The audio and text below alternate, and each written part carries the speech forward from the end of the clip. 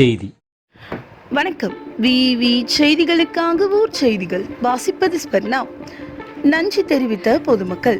ஷோலிங்கர் நகராட்சி 6வது வார்டு பகுதியில் குடிநீரில் கழிவுநீர் கலந்து துர்நாற்றம் வீசி வந்த புகாரை தொடர்ந்து நகராட்சி நிர்வாகம் உடைந்த பைப் லைனை கண்டறிந்து சில மணி நேரத்தில் சீரமைத்து சுத்தமான குடிநீர் வழங்கினார்கள். அப்பகுதி மக்கள் நன்றி தெரிவித்தனர்.